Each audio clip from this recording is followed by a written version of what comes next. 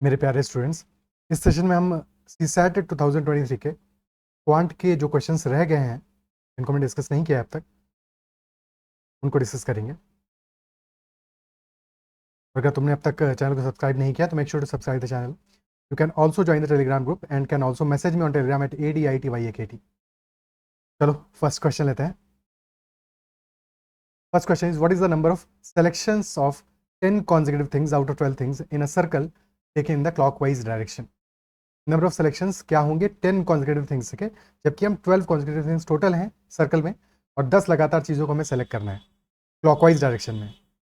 Okay, पहले देखते हैं अगर ये सब लीनियर होती, एक लाइन में लगी होती तो कितने तरीके होते। 10 थिंग्स हैं, हम 1 से लेके 12 तक, टोटल 12 थिंग्स हैं जिनमें से कि 10 को सेलेक्ट करना है। 1 से लेके 12 तक का हम नंबर कर लेते हैं। 1 2 3 4 5 6 7 8 9 10 11 एंड 12। अब अगर हमें 10 चीज़ों को सेलेक्ट करना है तो या तो पहली 10 को कर लें, फर्स्ट से लेकर 10 तक कर लें। ठीक है, एक तरीका है फर्स्ट से लेकर 10 तक कर लिया, या फिर नेक्स्ट 10 को यानी 2 से लेकर 11 तक कर लें, बस फर्स्ट वाले को छोड़ दिया तो 11th वाला आ जाएगा, 2 से 11 तक आ गया। और या फिर 3 से 12 तक का सेलेक्ट कर लिया। टोटल 3 वेज हो गए हमारे सिलेक्शन के, 3 वेज हो गए, क्योंकि अब इसके बाद अगर हम 4 से सेलेक्ट करेंगे तो 10 चीज़ें ही नहीं बन पाएंगी, 9 ही आइटम्स बचेंगे उसके बाद। तो लगातार 10 चीज़ें हो नहीं सकती क्योंकि 12 पे एंड है, फर्स्ट हमारा एंड पॉइंट है, 12 एंड पॉइंट है एक लीनियर केस में। एक लाइन के केस में तो ये प्रॉब्लम है, दैट इज वाई 15 तरीके होंगे। लेकिन जब हम सर्कल बना लेंगे, सारी की सारी चीज़ों को एक सर्कल में अरेंज कर देंगे, तो फिर हमारा सर्कल में तो कोई एंड पॉइंट होता नहीं है। ठीक है, तो सर्कल में हमारे पास नंबर ऑफ वेज ज़्यादा आ जाएंगे। तो डेफिनेटली ऑप्शंस में भी देखो, एक तो 3 ऑप्शन गिवन है, बाकी और भी ऑप्शंस गिवन है। ठीक है, तो देखते हैं सर्कल में कितने तरीके आने वाले हैं। जब हम सर्कल में बात करेंगे 1 से लेकर 12 तक सबको अरेंज कर दिया है, तो पहले हम 10 चीज़ें लेते हैं, लेटर से नंबर 1 से, तो नंबर 1 से लेकर 10 तक की चीज़ें ले लेंगे। या हम एक आगे फॉरवर्ड करें, एक आगे मूव करें, पहले वाले आइटम को छोड़ दें तो दूसरे आइटम से स्टार्ट करें, सेकंड से 11 तक जा सकते हैं, या तीसरे आइटम से स्टार्ट करें, थर्ड से लेकर 12 तक जा सकते हैं। फोर्थ से स्टार्ट करेंगे तो इस बार प्रॉब्लम नहीं है क्योंकि एंड तो नहीं हो रहा 12 पे, तो 12 के आगे भी हम चले जाएंगे, लेकिन कहां तक जाएंगे? 12 + 1, 12 के बाद अगला आइटम कौन सा है? नंबर 1, क्योंकि सर्कल में तो 1 ही आ रहा है 12 के बाद, यानी कि 4 से लेकर 1 तक चले जाएंगे। क्या बात क्लियर है? ठीक है, फिर एक और आगे बढ़े, 5 से लेकर 2 तक चले जाएंगे, 6 से लेकर 3 तक चले जाएंगे, सारा क्लॉकवाइज हम कर रहे हैं। 7 से लेकर 4 तक चले जाएंगे एंड सो ऑन। कब तक चलेंगे? तब तक चलेंगे जब तक कि 12 ना आ जाए, तो 12 आने के बाद वापस से साइकिल 1 पे आ जाएगा। ठीक है, और 12 से लेके कहाँ तक जाएंगे? 12 से लेके हमको जाना पड़ेगा कहाँ तक? 12 + 9 दैट इज 21, यानी कि 9 तक जाएंगे या 10 तक जाएंगे। ठीक है, 12 से लेके 9 तक जाएंगे बिकॉज 12 हो गया और 1 से लेके 9 तक के नंबर्स हो गए, टोटल 10 हो गए। 10 और 11 को छोड़ दिया, तो ये हमारे टोटल कितने तरीके आए? 1 से लेके 12 तक टोटल 12 वेज आए। 1 से स्टार्ट किया, 2 से या 3 से या 4 से, तो यानी कि 1 से लेकर 12 तक सारे किसी भी नंबर से स्टार्ट कर सकते थे। तो जितनी हमारे आइटम्स थे उतने नंबर ऑफ वेज आ जाएंगे। ऑप्शन सी है इस केस में आंसर। बेसिकली n वेज आएंगे, अगर n हमारे नंबर ऑफ आइटम्स है तो उतने ही तरीके होंगे। 12 will be the answer, option C. क्योंकि अब जैसे ही 12 के बाद अगले आगे बढ़ोगे तो 1 से लेकर 10 तक फिर से रिपीट हो जाएगा, तो इतने ही तरीके आएंगे, 12 यूनिक वेज। क्या बात क्लियर है? ठीक है, next question. If today is Sunday then which days is exactly on the 10⁻10th day. अगर आज संडे है तो 10⁻10th डे पे कौन सा दिन होगा? वीडियो को पॉज करके खुद सॉल्व करने की कोशिश करो। लेट अस से अगर आज संडे है, मैं पता है आज से 7 डेज बाद भी क्या होगा? संडे ही होगा। उसके 7 डेज बाद भी क्या होगा? संडे ही होगा। तो 7 के जितने मल्टीपल है उनको हम रिमूव कर दें और देखें कि कितना रिमाइंडर अपना बच रहा है, उसे अकॉर्डिंग सॉल्व कर लेंगे। ठीक है, तो सबसे पहले देखते हैं 10⁻10 में अगर हम देखें कि कितना 7 से डिवाइड करने पर रिमाइंडर हमारा कितना बचने वाला है। ओके, 10⁻10 में अगर हम 7 से डिवाइड करेंगे तो रिमाइंडर क्या बचेगा?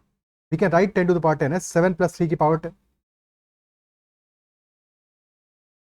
इसको हम डिवाइड कर रहे हैं 7 से, तो रिमाइंडर हमारा क्या आएगा? 7 की पावर 10 या 7 का कोई मल्टीपल होगा वो तो सबके सब डिविजिबल होंगे 7 से। सिर्फ एक हमारा टर्म बचेगा यहाँ पे 3⁻10, यानी रिमाइंडर आ जाएगा यहाँ पे 3⁻10। अब उसको 7 से डिवाइड करके चेक करते हैं रिमाइंडर क्या आएगा। ठीक है, 3⁻10 को 7 से डिवाइड करें, रिमाइंडर क्या आएगा? ओके, तो अगर हम 3 की पावर्स में चेकआउट करें, 3 की पावर 1 कितना है? 3 है, 3 का स्क्वायर 9 है, 3⁻3 27 है, 3⁻4 81 है, और 3⁻5 कितना है? 243 है। या तो 27 देख लें, 7 के मल्टीपल के पास आ रहा है, दिस इज 28 माइनस 1, या फिर 243 को अगर चेक करें तो ये कितना है, 7 3 21, फिर बचता है 33, यानी कि 5 आ रहा है, 7 के मल्टीपल से 5 ज़्यादा आ रहा है, ठीक है, यानी कि दिस इज 238 जो कि 7 का मल्टीपल है प्लस 5, 3/5 में इसलिए चेकआउट कर सकते हैं बिकॉज 3/10 डबल ही तो है इसका, देखिए 238 प्लस 5 का whole square, this divided by 7, तो यहाँ पर रिमाइंडर हमारा बचेगा 5 का स्क्वायर, क्योंकि 238 तो मल्टीपल है 7 का, 5 का स्क्वायर 25 को 7 से डिवाइड करने पे क्या रिमाइंडर आएगा, तो reminder will be equal to 4, reminder यहाँ पे आ जाएगा हमारा 4, क्या ये बात क्लियर है, ठीक है, इज दैट क्लियर, रिमाइंडर हमारा आ जाएगा 4, यानी कि 4 दिन हमारे पास बचेंगे, बट क्वेश्चन में एक और पिक है, अगर इतने से तुमने सॉल्व कर लिया और संडे के बाद में 4 दिन आगे बढ़ा दिया तो आ जाएगा थर्सडे, बट ये इस क्वेश्चन का गलत आंसर हो जाएगा, क्यों गलत होगा ये भी समझते हैं, बिकॉज क्वेश्चन हमारा क्या कर रहा है, 10 to the power 10th day, today Sunday है, आज संडे है, 10 टू द पावर 10 डे क्या होगा, ठीक है, तो टुडे क्या है, ये फर्स्ट डे है, फर्स्ट डे आज का दिन तो फर्स्ट डे है, इजंट इट सो, आज का दिन है पहला दिन, अगर आज संडे है तो फर्स्ट डे हमारा है Sunday,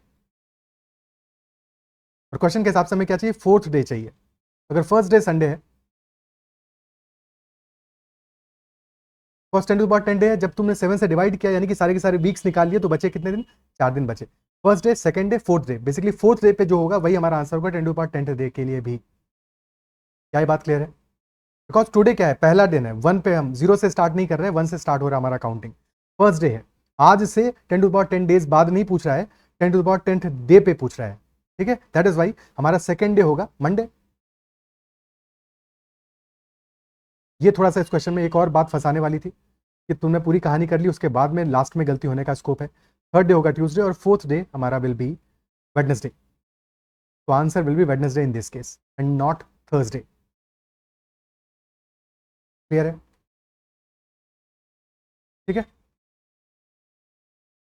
because 10 to power 10th day पूछा, अगर इसकी बजाय क्वेश्चन पूछता 10 टू पावर 10 डेज आफ्टर तो थर्सडे आता, तो इस मामले में ये क्वेश्चन अच्छा है क्योंकि इसमें गलती होने का स्कोप बहुत ज़्यादा है, एक तो पहले ही इतना प्रोसेस है, उसके बाद में फिर इस तरह की गलती, ठीक है, कैलेंडर में साथ में रिमाइंडर थ्योरम मिक्स कर दिया, तो एक मुश्किल सवाल इस मायने में, ठीक है, next question, there are 3 traffic signals, each signal changes colour from green to red and then from red to green, तो पहले सिग्नल चेंज करता है, ग्रीन से रेड में चेंज होता है और फिर रेड से वापस ग्रीन में चेंज होता है, और एंड सो ऑन, ऐसे साइकिल चलता रहता है, फिर रेड से ग्रीन, ग्रीन से रेड, से ग्रीन, से रेड, से रेड, ग्रीन से red and so on, the first signal takes 25 seconds, तो सिग्नल नंबर 1 है उसको लगते हैं 25 सेकंड्स, सिग्नल नंबर 2 को लगते हैं 39 सेकंड्स, और सिग्नल नंबर 3 को लगते हैं 60 सेकंड्स, किस बात में, to change colour from green to red, red, तो ग्रीन से रेड होने में लगता है ये टाइम, ठीक है, और सिमिलरली इतना ही टाइम लगेगा उसको, duration for green and red colours के लिए सेम है, यानी कि इतना ही टाइम उसको रेड से ग्रीन में भी लगेगा, सेम टाइम उसको रेड से ग्रीन में भी लगेगा, यानी कि टोटल टाइम हमारा कितना होगा, सिग्नल 1 25 सेकंड में चेंज होगा ग्रीन से रेड में, और फिर रेड से ग्रीन में भी चेंज होगा 25 सेकंड्स में, नहीं टोटल 50 सेकंड्स में ग्रीन से वापस ग्रीन पे आएगा, तो 50 सेकंड्स का साइकिल है सिग्नल 1 के लिए, ठीक है, 50 सेकंड्स का साइकिल है, यानी कि डबल हो जाएगा साइकिल, सिग्नल 1 का है 50 सेकंड्स का साइकिल ग्रीन से वापस ग्रीन में आने के लिए, सिग्नल 2 का है 78 सेकंड्स का जस्ट डबल ऑफ 39, और सिग्नल 3 का हो जाएगा 120 सेकंड्स का,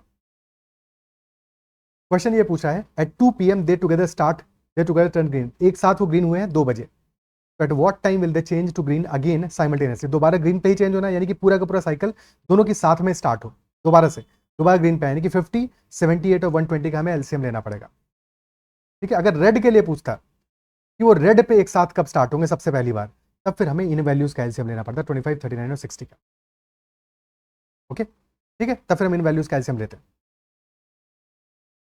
क्या बात क्लियर है, हालांकि उसके बाद भी चेक करना पड़ता है कि जो वैल्यू आ रहा है क्या वो उस टाइम पे रेड ही आ रहा होगा, ये एक बार देखना पड़ता है कि वाकई में उस टाइम पे रेड आ रहा है कि नहीं आ रहा है, बट यहाँ पे श्योर है क्योंकि कंप्लीट साइकिल्स हैं, दैट इज वाई 50 78 और 120 का हमने एलसीएम ले लिया, ठीक है, तो हमें रिजल्ट मिल जाएगा, बट एलसीएम लेंगे कैसे, इसका 50 है 78 है और 120 है, एलसीएम क्या आएगा, तो 120 हो गया हमारा, दिस इज 6 इंटू 2 इंटू 10, ठीक है, तो 50 में हमारा क्या एक्स्ट्रा आ रहा है, 10 तो आ ही रहा है, 5 और एक एक्स्ट्रा आ रहा है तो उसको ही मल्टीप्लाई कर देंगे, और 78 में हमारा क्या है, 78 है 13 इंटू 6, 6 तो ऑलरेडी है यहाँ पे, 13 से ही मल्टीप्लाई कर दोगे, ठीक है, 13 से भी मल्टीप्लाई कर दोगे तो बेसिकली ये नंबर हमारा आ गया सेकंड्स में आया 6 इंटू 10 इंटू 2 इंटू 5 इंटू 13। अब 6 इंटू 10 को हमने सेपरेटली क्यों रखा है, इसलिए रखा है बिकॉज सेकंड्स में निकल रहा है, लेकिन हमारा जो आंसर है वहाँ पे तो हमें मिनट्स में चाहिए, सेकंड में जरूरत नहीं है। तो 60 सेकंड्स को अलग रख लिया हमने, 60 इंटू ये कितना बचा 2 इंटू 5 10 इंटू 13 130। तो 130 इंटू 60 सेकंड्स है, तो मिनट में कितना हो जाएगा, डिवाइड बाई 60 कर दोगे, यानी कि this will be equal to 130 minutes, 130 minute हो जाएगा। तो 2 PM के बाद में 130 मिनट्स ऐड करने हैं हमें, और 130 मिनट्स हो जाएगा 2 आवर और 10 minutes. This will B 2 + 2 4 10 PM पे दोबारा से दोनों सारे सिग्नल्स ग्रीन हो जाएंगे। ऑप्शन बी आंसर आ जाएगा। क्या ये बात क्लियर है? ठीक है, ओके, कोई दिक्कत? क्लियर है? आंसर विल बी 4:10 PM पे सारे के सारे सिग्नल्स ग्रीन हो जाएंगे। नेक्स्ट क्वेश्चन देखते हैं।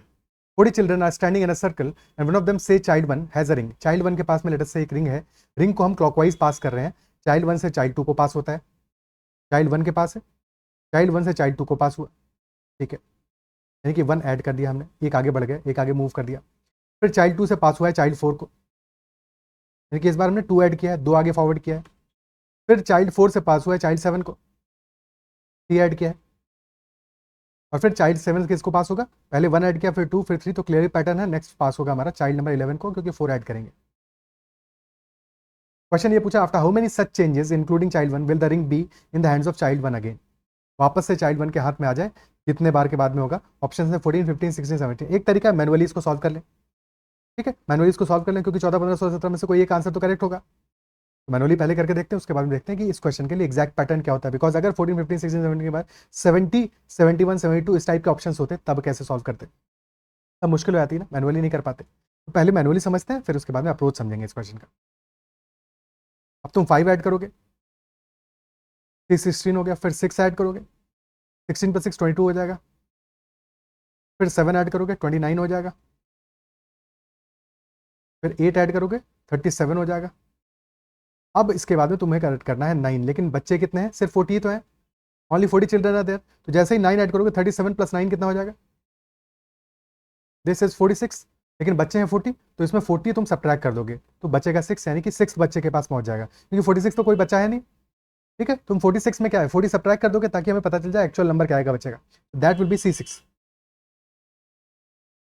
क्योंकि C37 के बाद में तुम 9 ऐड करो, C38 C39 C40, ये 3 तो ये एग्जॉस्ट हो गए, और इसके बाद में +6 करोगे तो C6 के बाद पहुंचेगा, ओके। फिर ऐड किया तुमने 10, C16 चाइल्ड नंबर 16, फिर ऐड करोगे 11। वैसे ये जो C लिख रहे हैं, C लिखने की कोई जरूरत नहीं थी, बिना C के भी लिख सकते थे, 1 2 3 4 करके काम चला लेते। 16 + 11 27 आ गया। अब तुम कितना ऐड करोगे, अब इसके बाद ऐड करोगे लेटेस्ट से 12 ऐड करोगे, तो आ जाएगा C39 चाइल्ड नंबर 39 आ गया। अब इसमें ऐड करना है तुम्हें वापस से कितना 13 ऐड करना है, 39 + 13 कितना आ जाएगा 52, बट बच्चे हैं 40, तो 40 फिर से सब्ट्रैक्ट कर दोगे, बचेगा 12, यानी कि अब आ जाएगा C12 के पास में।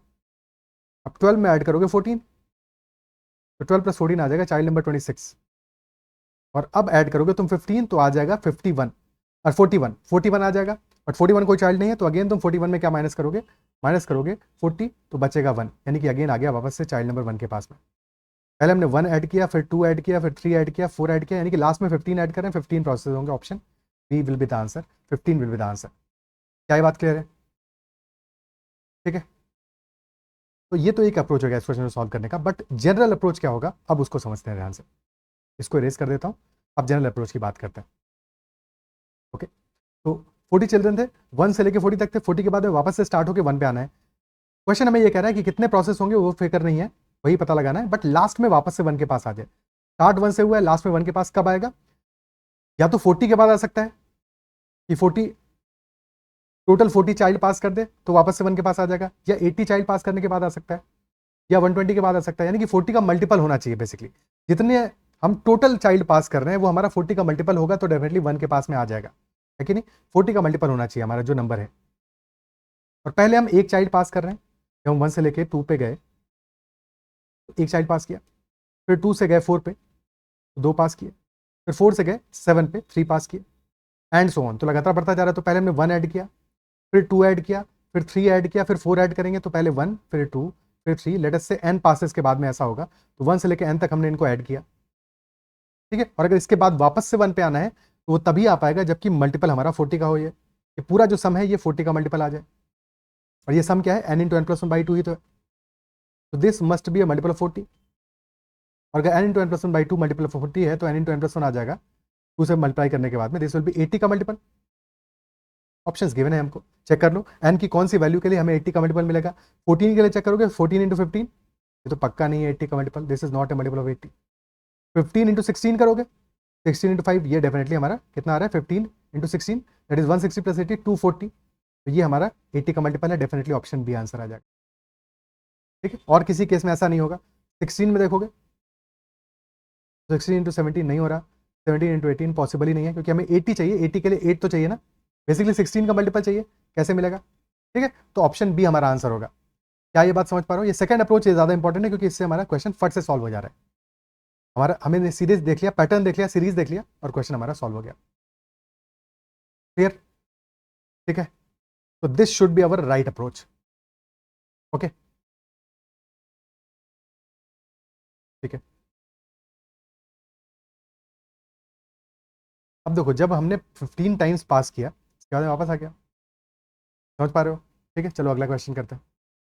What is the middle term of the sequence Z Z Y Y Y, X 4 times आ रहा है, डब्ल्यू 5 टाइम्स आ रहा है, और लास्ट में आ रहा है ए। तो ये पूरा सीक्वेंस हमने लिखना है। जेड कितनी बार आ रहा है, 2 टाइम्स आ रहा है, वाई आ रहा है 3 टाइम्स, एक्स आएगा 4 टाइम्स, फिर डब्ल्यू आ रहा है 5 टाइम्स।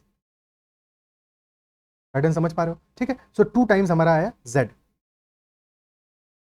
3 टाइम्स आया है वाई, 4 टाइम्स आएगा एक्स, 5 टाइम्स आएगा डब्ल्यू, ठीक है। तो वी कितने बार आएगा, 6 टाइम्स आएगा, ओके, एंड सो ऑन चलता रहेगा। ए लास्ट में कितने टाइम्स आएगा, अगर 2 टाइम्स जेड आया है, टोटल 26 है, 2 में 25 ऐड करोगे 27 टाइम्स आएगा, 27 बार आएगा ए हमारा, 27 टाइम्स आएगा ए। तो टोटल नंबर ऑफ टर्म्स यहां से पता लग जाएंगे, मिडिल टर्म हमें पता लगाना है, पहले टोटल नंबर ऑफ टर्म्स तो पता लगाए। तो 2 टर्म्स है जेड, 3 है वाई, 4 है एक्स, तो 2 से लेकर 27 तक का हमें सम करना है। तरीका क्या है, 1 भी ऐड कर दो इसमें, 1 ऐड कर दो और घटा भी दो लास्ट में, क्योंकि 1 को ऐड कर दिया तो 1 से लेकर 27 तक का सम निकालना आसान है, ठीक है, सम निकालना आसान है। लेकिन अगर हम 1 नहीं ऐड करेंगे तब क्या सम निकालना मुश्किल है, तभी मुश्किल नहीं है, ठीक है। तो 1 ऐड करके सम निकाल लोगे, वो तो कर ही सकते हो खुद से, पर 1 ऐड किए बिना भी इजीली सम निकल जाएगा। कैसे निकलेगा भाई, एक अपना समांतर श्रेणी बन रहा है, अरिथमेटिक प्रोग्रेशन बन रहा है, तो मिडिल टर्म क्या होगा हमारा, एवरेज होगा। टोटल टर्म्स कितने हैं, 2 से लेकर 27 तक 26 टर्म्स है, ए से लेकर जेड तक का ही तो कहानी है, 26 टर्म्स है टोटल। और एवरेज कितना आ रहा है, एवरेज आ रहा है 2 plus 27/2, first term plus last term by 2, this is average. Average में नंबर ऑफ टर्म्स मल्टीप्लाई कर दो, यानी 26 मल्टीप्लाई कर दोगे तो हमें टोटल सम पता चल जाएगा, यानी कि नंबर ऑफ टर्म्स कितने होंगे ये पता चल जाएगा। तो दैट विल बी 2 प्लस 27/2, यानी कि 29 डिवाइडेड बाई 2 इंटू 26, यानी कि 29 इंटू 13, 30 इंटू 13 आता है 390, माइनस 13 कर दोगे तो 377 टर्म्स है। और हमको चाहिए कौन सा, बिल्कुल बीच में जो टर्म है, मिडिल टर्म है। तो मिडिल टर्म क्या होगा, अगर हम 1 से लेकर 5 तक देखेंगे तो मिडिल टर्म क्या होता है, 3 होता है, जिसके कि लेफ्ट हैंड साइड में 2 टर्म्स है, राइट हैंड साइड में 2 टर्म्स है, ओके। या फिर ऐसे समझो कि 3 हमारा क्या है, लास्ट टर्म कितना है, 5 टर्म्स है, तो 5 plus 1/2, this will be the middle term, यानी कि थर्ड टर्म, ठीक है। तो ऐसे ही यहाँ पे भी देख सकते हैं 377 है, तो या तो तुम 1 मिडिल वाले टर्म को हटा दो तो बचे हुए टर्म्स कितने होंगे, एक साइड में आएंगे 376/2 टर्म्स, एक साइड में आएंगे 376/2 टर्म्स, यानी कि हमारे हर एक साइड में टर्म्स कितने आएंगे भाई, एक होगा मिडिल टर्म, उसके लेफ्ट हैंड साइड में होंगे 376/2 टर्म्स, राइट हैंड साइड में भी 376/2 टर्म्स होंगे, और ये वैल्यू क्या है, दिस इज 188, यानी कि 188 प्लस 1 189th टर्म होगा। यही बात ऐसे भी देख सकते थे, 377 प्लस 1/2 कर लेते, वहां से 189 टर्म आता। क्लियर है? तो हमें 189 टर्म क्या होगा ये जानना है, 189 टर्म क्या होगा ये हमको पता करना है। क्लियर है? ठीक है, हमको पता है लास्ट में 27 ए आ रहे हैं, उससे पहले 26 बी आ रहे होंगे, तो हम लास्ट से टर्म्स को रिमूव करते हैं, बिकॉज स्टार्ट से टर्म्स को रिमूव करने में ज़्यादा टाइम लगेगा। स्टार्ट में पहले 2 जेड आ रहे हैं, 3 वाई आ रहे हैं, 4 एक्स आ रहे हैं, 5 डब्ल्यू आ रहे हैं, तो 188 टर्म को ये जो रिमूव करना है हमें स्टार्ट वाले, ये बहुत ज़्यादा टाइम खा जाएंगे। हम लास्ट से रिमूव करते हैं 188 टर्म्स को, तो हमें मिडिल टर्म मिल जाएगा। ओके, काउंट करते हैं, 27 आ रहे हैं ए, 26 आएंगे बी, 188 रिमूव करने क्योंकि 189 पे पहुंचना है, ठीक है। 25 आएंगे सी, 24 आएंगे डी, 23 ई आएंगे, 22 एफ आएंगे और 21 जी आएंगे, ठीक है। 1 2 3 4 5 6 7, तो पहले इतना रिमूव करके देख लेते हैं कितना आएगा। 7 टर्म्स है, मिडिल में कितना है 24 आ रहा है, सम निकालने के लिए मिडिल टर्म में मल्टीप्लाई कर दो, टोटल नंबर ऑफ टर्म्स है 24 इंटू 7। अभी तक कितने टर्म्स निकल गए हमारे 27, 140 प्लस 28 168 टर्म्स जा चुके हैं। अब 21 जी आ चुके हैं, इसके बाद में 20 एच भी निकलेंगे, तो और 20 ऐड कर दो, यानी कि 188 टर्म्स खत्म हो गए, बस हमारा काम प्लस हो गया। 20 एच को हटाने के बाद 188 टर्म्स हमारे रिमूव हो गए। अब अगला टर्म कौन सा आएगा, अगला टर्म आएगा आई, और आई विल बी 189 टर्म, तो आंसर हमारा आई आ जाएगा ऑप्शन बी, ठीक है। एच तो 188 टर्म तक था, तो डेफिनेटली हमारा answer is option B I. बढ़िया सवाल है और मुश्किल सवाल भी है, फंसाने वाला सवाल भी है, क्योंकि यहाँ पे रीजनिंग भी अप्लाई किया है, साथ में तुमने अप्लाई किया है अलजेब्रा भी, अरिथमेटिक प्रोग्रेशन भी। क्या ये बात समझ पाए हो, ठीक है। तो हमारा answer will be option B I. Clear होता है। और अगर कहीं पे डाउट आता है किसी क्वेश्चन में, ठीक है, किसी भी तरह का डाउट हो तो एक बार कमेंट में जरूर मेंशन करना, इस तरह डाउट है, ये बात समझ में नहीं आई, तो उस चीज़ को भी हम डिस्कस कर लेंगे, एक बार रिजॉल्व कर लेंगे, ठीक है। और चाहो तो तुम कमेंट भी कर सकते हो आराम से, ठीक है। कितना ही बेसिक डाउट हो कोई टेंशन की बात नहीं है, अपना डाउट पूछना जरूर, सो दैट वो रिजॉल्व हो जाए। ओके, नेक्स्ट क्वेश्चन देखते हैं। In examination the maximum marks of each of the 4 papers namely P Q R N S 100 है, यानी कि पी भी 100 मार्क्स का है, क्यू भी 100 मार्क्स का है, आर भी 100 मार्क्स का है और एस भी है 100 मार्क्स का ही। तो टोटल हमारा एग्जामिनेशन कितने का है, 400 मार्क्स का है। और क्वेश्चन कह रहा है marks scored by the students are in the integer, सबके मार्क्स जो है वो इंटीजर में है, किसी के फ्रैक्शन में मार्क्स नहीं आए। और एक student can score 99% in an different ways, तो एन की वैल्यू क्या होगी, 99% मार्क्स लाने हैं। 400 तो 100% है, 99% क्या होगा, 400 इंटू 99/100, ठीक है। 2 0 से 2 0 गया, 4 इंटू 99 396 मार्क्स चाहिए उसको। अब 396 मार्क्स लाने के कितने तरीके हैं, ये क्वेश्चन हमसे पूछ रहा है। बट बेसिकली ऐसे समझो कि अगर किसी को 396 मार्क्स लाने हैं, पूरे मार्क्स लाता तो 396 प्लस 4 सारे ले आता, फिर जो 4 मार्क्स हैं कट गए, तो हमें 400 में से 4 मार्क्स कैसे कट सकते हैं, हम उनके तरीके निकाल लेते हैं, ठीक है। तो हमें 396 मार्क्स लाने के तरीके भी पता चल जाएंगे कि 4 मार्क्स कटने हैं, 4 पेपर है पी क्यू आर एस, ठीक है। तो बहुत सारे तरीके हो सकते हैं। एक तरीका क्या हो सकता है कि all 4 marks are cut in 1 paper, सारा 4 मार्क्स रिडक्शन एक पेपर हो जाए, इन 1 पेपर, एक ही पेपर रिडक्शन हो जाए, ठीक है। सारे 4 मार्क्स का डिडक्शन जो है वो एक ही पेपर में हो जाए। एक सिंगल पेपर में होगा तो कितने पेपर्स हैं, पी क्यू आर एस 4 है, तो या तो पी में डिडक्शन होगा, पी में घट जाएंगे 4 मार्क्स, या तो क्यू में घट जाएंगे 4 मार्क्स, या आर में घटेंगे या एस में घटेंगे, यानी कि 4 तरीके होंगे, 4 तरीके होंगे, 4 वेज होंगे जिससे कि हमारे 4 मार्क्स डिडक्ट हो सकते हैं किसी एक सिंगल पेपर में। अगर एक ही पेपर में सारे मार्क्स डिडक्ट नहीं हुए हैं 4, तो इन 4 को 2 पेपर में डिस्ट्रीब्यूट कर सकते हो। कैसे, एक में हो गया -3 डिडक्ट और एक में हो गया -1। अब 2 पेपर्स में डिडक्ट हो रहे हैं मार्क्स, एक में -3 और एक में -1, तो तुम्हें पहले तो ऐसे 2 पेपर्स को सेलेक्ट करना पड़ेगा। पहले ऐसे 2 पेपर्स को सेलेक्ट करोगे ना जिनमें डायरेक्ट हो रहा है -3 और -1, ठीक है। तो क्या क्या क्या तरीके हो सकते हैं, तो या तो ऐसा होगा पी और क्यू में डायरेक्ट हो जाएंगे, एक में -3 और एक में -1, या इसका उल्टा भी हो सकता है, पी में हो जाए -1 और क्यू में हो जाए -3। तो बेसिकली 2 तरीकों से अरेंज भी हो सकता है ये। तो 4C2 तरीके से 2 पेपर सेलेक्ट होंगे तुम्हारे जिनमें तुम्हें मार्क डिडक्ट करने हैं, और एक में करने हैं -3, एक में करने हैं -1, तो 2 फैक्टोरियल तरीकों से अरेंज हो जाएगा। तो 4C2 है 6 इंटू 2, 12 वेज आ जाएंगे तुम्हारे। अब जैसे -3 और -1 आ सकता है, वैसे ही आ सकता है -2 और -2 डिडक्ट हो जाए। अभी भी 2 पेपर डिडक्ट हो रहे हैं, ठीक है, 2 ही पेपर तुम्हें सेलेक्ट करने हैं, बट अब की बार दोनों में -2 हो रहे हैं, यानी कि एक ही तरीका आएगा। भाई इसका उल्टा भी करोगे तो भी तो -2 ही होगा, यानी कि तरीका एक ही होगा अरेंज करने का, ठीक है। तो 4 में से 2 पेपर सेलेक्ट करोगे, बट तरीका सिर्फ और सिर्फ एक है, 1 फैक्टोरियल है, या 2 फैक्टोरियल डिवाइडेड बाई 2 फैक्टोरियल एक तरह से, बिकॉज दोनों -2 ही है तो सेम है, ठीक है। So that will B 4C2 only, यानी कि 6 वेज आ जाएंगे तुम्हारे। अब हम 3 पेपर में मार्क डिडक्ट कर लेते हैं। 3 में डिडक्ट करने हैं तो एक में होंगे -2 और 2 में होंगे -1। इस बार पेपर सेलेक्ट करने हैं, कितने 3 पेपर सेलेक्ट करने हैं। तो तरीके क्या है, पहले सेलेक्ट करोगे 4 में से 3 पेपर्स को, और फिर इनको अरेंज करोगे, एक में -2 हो रहे हैं और 2 में हो रहे हैं -1। अगर तुम्हारे पास 4 आइटम्स हैं, उनको अरेंज करने के तरीके होंगे 4 फैक्टोरियल, बट उन 4 आइटम में से अगर 2 सेम है, बाकी एक एक डिफरेंट है, ठीक है। तो तरीके क्या होंगे, divided by 2 factorial into 1 factorial into 1 factorial. Basically इसको लिखने की जरूरत नहीं है, 4 फैक्टोरियल बाई 2 फैक्टोरियल। सिमिलरली यहाँ पे भी है, एक में तो -2 डायरेक्ट हो रहा है, ठीक है, वो तो एक में ही हो रहा है, बट -1 2 में डायरेक्ट हो रहा है। तो जब इन तीनों को अरेंज करोगे 3 पेपर्स में, तो तरीके आएंगे 3 फैक्टोरियल डिवाइडेड बाई 2 फैक्टोरियल, ठीक है। पीएनसी का जो पहला सेशन है, एक दो बेसिक बातें वहाँ पे हमने डिस्कस की, अगर उस सेशन को नहीं देखा है तुमने तो इस क्वेश्चन में डेफिनेटली प्रॉब्लम आएगा, तो गलती कर सकते हो, ऑप्शन भी उस तरह के दिए हुए हैं, ठीक है, तो एक बार उस सेशन को चेकआउट कर लेना अगर यहाँ पे प्रॉब्लम आ रहा है तो, ठीक है। और फिर एक डिटेल सेशन होगा बाद में, तो ऑलरेडी मैंने एक तो वैसे डिटेल सेशन बनाया हुआ है, तो तुम चेक कर लेना, हम प्लेलिस्ट में तुमको मिल जाएगा। बट अगर फिर भी तुमको नहीं मिलता है तो एक दो कुछ दिनों में मैं एक डिटेल सेशन फिर से एक बार PNC का बनाऊंगा, तो देख लेना। तो 4C3 यानी कि 4 × 3 12 वेज आ जाएंगे इस बात के भी। अब एक तरीका ये भी हो सकता है कि 3 के बजाय 4 पेपर्स में डिडक्ट कर लो, चारों में एक एक डिडक्ट कर लो। अब इसका तो सिर्फ एक ही तरीका है क्योंकि चारों सेलेक्ट कर रहे हैं। कितने नंबर ऑफ आ गए, 4 + 12 आ गए, 16 + 12 22 + 12 34 + 1 35। ऑप्शन डी आंसर आ जाएगा, option D will be the answer, ठीक है। यहाँ पे क्योंकि इन केसेस में सिलेक्शन और अरेंजमेंट दोनों करने हैं, तो ये चीज़ ध्यान देना है। अगर अरेंजमेंट को तुम मिस कर जाओगे तो देख लो, उसके लिए भी ऑप्शन दिया है क्वेश्चन में।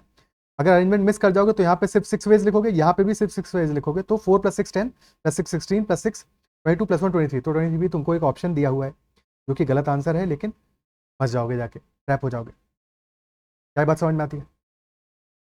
ठीक है, okay,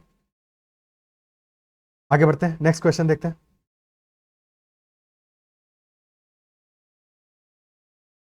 A flag has to be designed with 4 horizontal stripes। 4 horizontal stripe है और फ्लैग को इस तरह से डिजाइन करना है कि सम और all of the colours red green और येलो, या तो सारे के सारे कलर यूज कर लोगे या कुछ कलर को यूज कर लोगे, तो कोई प्रॉब्लम नहीं है। हमें सारे कलर को यूज करना कंपलसरी नहीं है, 2 भी कलर यूज होंगे तो भी चल जाएगा, ठीक है। कलर कम यूज होंगे तो भी चल जाएगा। क्वेश्चन क्या है, what is the number of different ways in which this can be done so that no 2 adjacent stripes have the same colour. दो जो अड़ोसी पड़ोसी वाली स्ट्राइप है, एडजेसेंट स्ट्राइप है, उनमें सेम कलर नहीं होना चाहिए, उनमें सेम कलर नहीं होना चाहिए। यानी कि अगर हमारे पास हमने 4 स्ट्राइप बनाई है तो क्वेश्चन हमसे ये नहीं कह रहा कि सब में डिफरेंट कलर हो, सब में हो भी नहीं सकता, बट क्वेश्चन हमसे ये डिमांड भी नहीं कर रहा है। क्वेश्चन बस ये कह रहा है कि लेट अस से अगर पहली वाली स्ट्राइप में रेड कलर है तो दूसरी में रेड नहीं होना चाहिए, बाकी कुछ भी होगा चलेगा। फॉर एग्जाम्पल दूसरी में ग्रीन आ गया, अब जैसे ही दूसरे में ग्रीन आ गया तो तीसरे वाले में ग्रीन नहीं आना चाहिए, बाकी कुछ भी चलेगा। यानी कि तीसरे में येलो आएगा तो भी चलेगा और रेड आ जाएगा तब भी चलेगा, कोई दिक्कत नहीं है। बस सेम नहीं होना चाहिए, 2 अड़ोसी पड़ोसी स्ट्राइप में, 2 एडिशनल स्ट्राइप में सेम कलर नहीं होना चाहिए, ठीक है। तो फिलअप करना शुरू करते हैं। जब हम सबसे पहली स्ट्राइप को फिल कर रहे होंगे तब ऑप्शंस कितने होंगे हमारे पास, जितने कलर्स है उतने ऑप्शन, जितने कलर है उतने ऑप्शन होंगे। और कलर्स हमारे पास है रेड ग्रीन और येलो, यानी कि 3 कलर के ऑप्शन हैं। तो पहली स्ट्राइप पे तो 3 ऑप्शन होंगे तुम्हारे पास। अब कोई एक फिल कर दोगे यहाँ पे, जो भी तुमने यहाँ पे फिल कर दिया, लेटेस्ट से रेड को तुमने यहाँ पे किया है फिल, वो अगले वाले पे नहीं आ पाएगा, यानी अगले वाले पे एक ऑप्शन कम होगा, नेक्स्ट वाले पे 2 ही ऑप्शन बचेंगे। अब जो कलर तुम यहाँ पे फिल कर दोगे वो उसके अगले पे नहीं आ पाएगा, यानी उसके अगले पे जो पहले वाली स्ट्राइप का कलर है ये तो अवेलेबल रहेगा, बट इस स्ट्राइप का कलर यहाँ पे अवेलेबल नहीं होगा। यानी कि यहाँ जो थर्ड वाला स्ट्राइप है यहाँ पे भी तुम्हारा सिर्फ और सिर्फ ये वाला कलर अवेलेबल नहीं होगा, बाकी सब अवेलेबल होंगे। यानी कि 3 में से सिर्फ एक कलर अवेलेबल नहीं होगा, बाकी 2 चॉइसेस अवेलेबल रहेंगी। And by the same logic fourth वाले स्ट्राइप पे भी 2 कलर अवेलेबल रहेंगे, सिर्फ वो वाला नहीं रहेगा जो इससे पहले वाले पे आया है। तो नंबर ऑफ वेज हो जाएंगे 3 × 2 × 2 × 2, दिस विल बी 8 × 3 24, 24 वेज आंसर आ जाएगा, ऑप्शन सी। क्लियर है? ठीक है, ओके,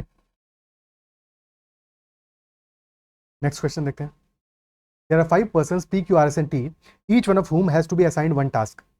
पांचों को एक एक टास्क असाइन करना है और कंडीशन क्या है कि टास्क 1 जो है हमारा, neither P nor Q can be assigned task 1, यानी टास्क 1 ना तो P को असाइन कर सकते हो ना ही Q को असाइन कर सकते हो। और similarly task 2 must be assign to इधर R और S। टास्क 2 हमें R या S में से ही किसी को असाइन करना है, किसी भी और को असाइन नहीं कर सकते। टास्क 2 पे तो हमारे 2 ही ऑप्शन है, ना तो P को असाइन होगा, ना Q को असाइन होगा, ना ही T को असाइन होगा। और बाकी जो टास्क बच गए हमारे, टास्क 3, टास्क 4, टास्क 5, वो किसी को भी असाइन कर दो चलेगा। तो सबसे पहले जिन टास्क में कंडीशन है पहले उनको असाइन करते हैं, पहले उन टास्क को हम असाइन करते हैं, फिर बाकी टास्क की बात करेंगे। ओके, तो सबसे पहले टास्क 2 को हम असाइन करेंगे, आर को होगा या फिर एस को होगा, 2 ही ऑप्शन है। तो 2 तरीके हैं टास्क 2 असाइन करने के, आर को या फिर एस को हो जाएगा।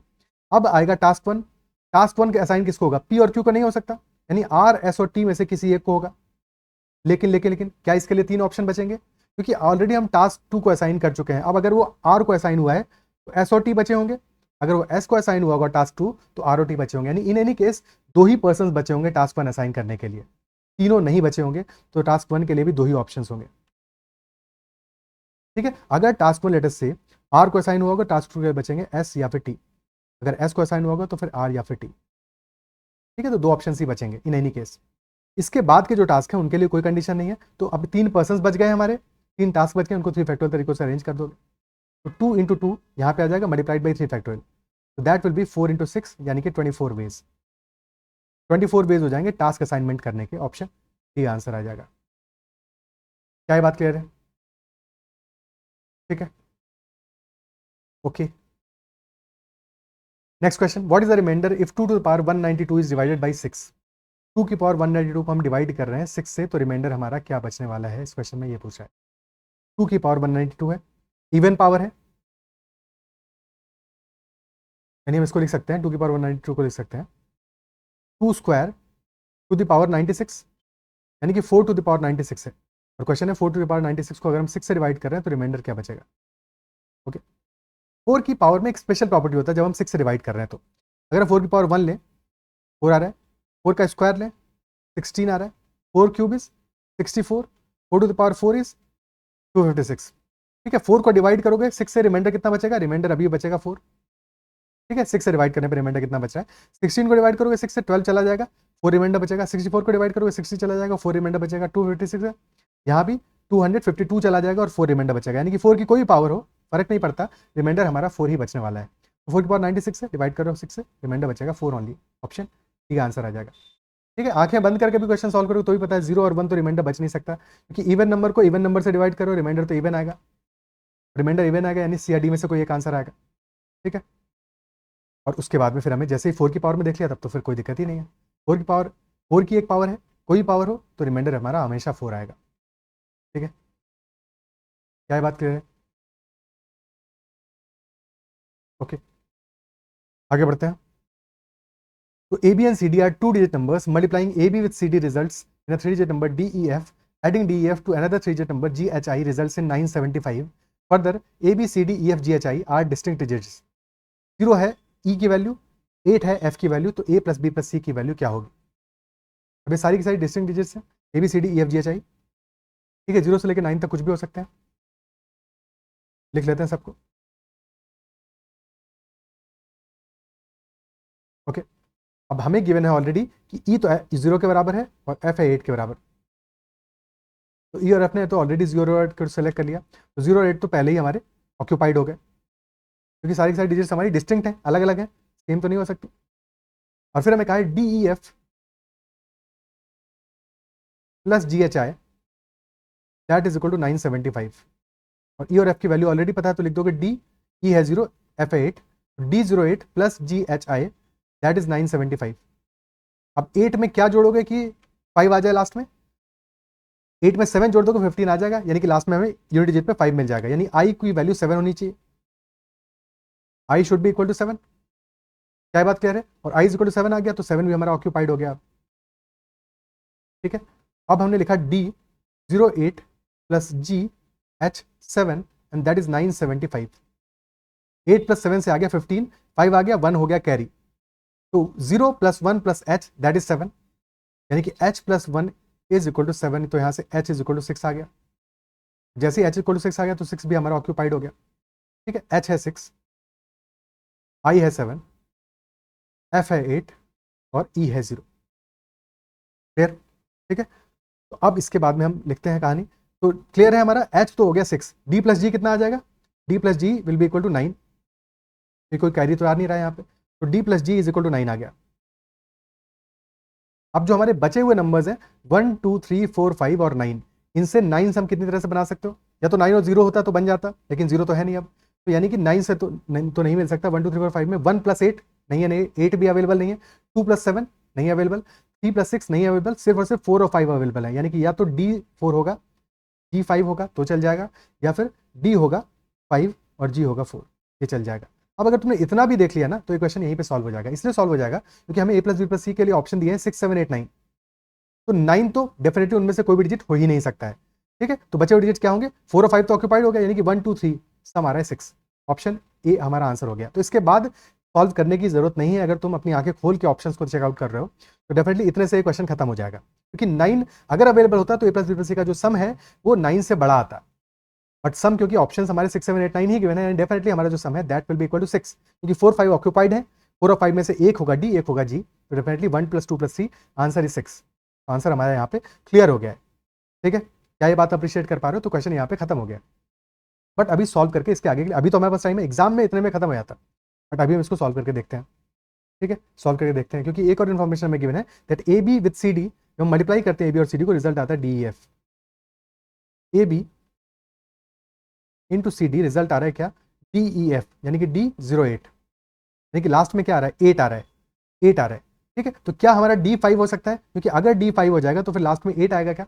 नहीं आ सकता। फिर तो लास्ट में या तो 0 आता या फिर 5 आता। तो डेफिनेटली हमारा डी 5 भी नहीं हो सकता है, यानी कि ये वाला केस भी पॉसिबल नहीं है। सिर्फ एक केस पॉसिबल है, यहाँ पे कि डी होगा 4 और जी होगा 5। और जैसे ही डी इक्वल टू 4 मिल गया तो हमारे लिए सिंप्लीफाई हो गया ये A B into C 4, that is equal to 408। ये बराबर आ गया 408 के। ठीक है, तो या तो C4 ये हमारा 14 होगा, 24 होगा, 34 होगा, इससे ज़्यादा हो नहीं सकता, क्योंकि 44 होगा तो फिर ए बी हमारा सिंगल डिजिट नंबर आ जाएगा, जबकि ए बी और सी डी दोनों ही 2 डिजिट के नंबर्स हैं। इनमें से ही कोई एक पॉसिबिलिटी होगा। ठीक है, अगर हम 408 को डिवाइड कर लें 14 से, 40 से डिवाइड करें तो क्या डिवाइड हो जा रहा है? ये नहीं डिवाइड हो रहा है, क्योंकि 420 हमारा 14 का मल्टीपल है, 408 नहीं है। 14 टू ज़ा 28, 128 नहीं पॉसिबल है। 24 से डिवाइड करो 408 को, 24 से एक बार गया और फिर तुम्हारा जाएगा 7 टाइम्स 17 आ जाएगा, यानी कि 24 into 17, this is one possible case. 34 से भी डिवाइड हो रहा है एक्चुअल में, 408 डिवाइडेड बाई 34, 34 से जाएगा कितना? 12 टाइम्स जाएगा, तो 12 इंटू 34, दो केसेस बनेंगे हमारे, या तो 17 इंटू 24 होगा या फिर 12 इंटू 34 होगा। बट क्या 17 इंटू 24 हो सकता है? क्योंकि 7 ऑलरेडी हमारा ऑक्यूपाइड है, तो 17 इंटू 24 तो पॉसिबल नहीं है, नॉट पॉसिबल, बिकॉज 7 अवेलेबल नहीं है। अगर 7 अवेलेबल होता हमारे पास तब ये पॉसिबल होता, but 12 into 34 is definitely possible. तो यहाँ से हमारा ए आ गया है 1, बी आ गया है 2, सी आ गया है 3 और डी आ गया है 4। ए प्लस बी प्लस सी आ जाएगा 6। क्या ये बात क्लियर है? ठीक है, तो अच्छा सवाल था, मुश्किल सवाल था, एग्जाम में ऐसे क्वेश्चन को स्किप करने वाला था और या फिर लास्ट में अटेम्प्ट करने वाला था। स्टार्ट में ऐसे क्वेश्चन को टाइम देने वाला नहीं है, क्योंकि यहाँ पे फंसोगे। ठीक है, अगर ऐसे क्वेश्चन की अच्छी प्रैक्टिस नहीं है तो डेफिनेटली तुम्हारा टाइम बहुत खा जाएगा, क्वेश्चन को समझने में ही टाइम लग जाएगा। उतना एफर्ट डालने की किसी क्वेश्चन में जरूरत नहीं है। अल्टीमेटली हमें जब सीसैट एग्जामिनेशन में क्वालिफाइंग मार्क्स अपने गेन करने हैं तो उसके लिए सबसे पहले इजी क्वेश्चंस करोगे, बाद में अगर टाइम बचता है और सफिशिएंट क्वेश्चंस तुम्हारे नहीं हुए हैं तो फिर मुश्किल सवालों की तरफ बढ़ोगे। और हो गए हैं तो भी चाहो तो कुछ अटेम्प्ट कर सकते हो, अगर श्योर हो तुम, टाइम बचा है तुम्हारे पास, अदरवाइज छोड़ दोगे उनको। ठीक है, बट क्या ये सॉल्यूशन समझ पाए हो? क्लियर हुआ है? ठीक है, तो these are all the questions. I believe session पसंद आया होगा, अगर सेशन पसंद आया है तो सेशन को लाइक जरूर करना है। अगर अब तक चैनल को सब्सक्राइब नहीं किया है तो जरूर से करना, अगर कर चुके हो तो बेल आइकन को प्रेस कर देना, साथ में टेलीग्राम चैनल को भी ज्वाइन कर सकते हो। That is all from my side in this session. Bye bye, take care, keep learning.